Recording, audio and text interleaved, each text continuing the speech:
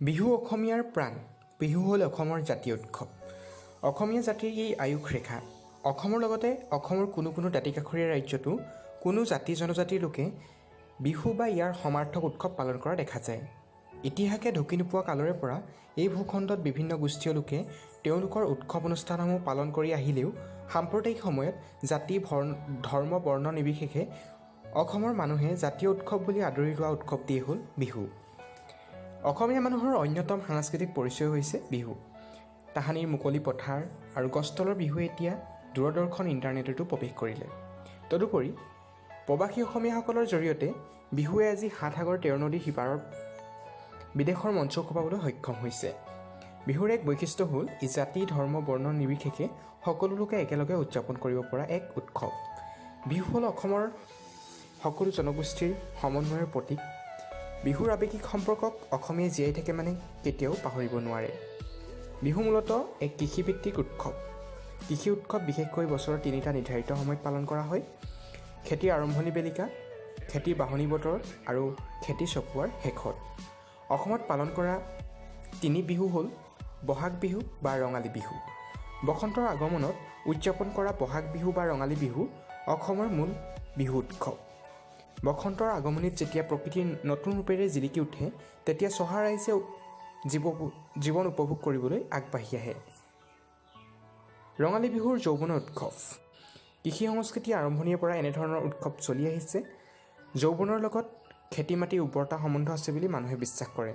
সেয়েহে খেতি আৰম্ভ কৰাৰ আগে পালন কৰা ৰঙালী বিহুৰ কৃষিৰ লগত ওতঃপ্ৰোতভাৱে সম্বন্ধ আছে। বহাগ বিহু বা ৰঙালী বিহু একেৰাহে 7 দিন ধৰি উদযাপন কৰা হয়। চতৰ সংক্ৰান্তিৰ দিনাৰ পৰা আৰম্ভ কৰি বহাগৰ 6 তাৰিখলৈ অৰ্থাৎ 7 দিন ধৰি থাকে। প্ৰত্যেক দিনা বিহুৰে এটা সুকীয়া নাম আছে। ইয়াক 7 বিহু বুলি জনা যায়। চতৰ দুমাহীৰ পৰা গৰু বিহুৰে আৰম্ভ হৈ ক্ৰমে মানুহ বিহু, গোসাই বিহু, তাঁতৰ বিহু, নাঙলৰ বিহু, জীয়ৰী বা চেনেহী বিহু আৰু শেষৰ দিনা চেৰা বিহুৰে বহাগ বিহু সামৰা হয়। এই 7টা বিহুক 7 বিহু নামেৰে জনা যায়।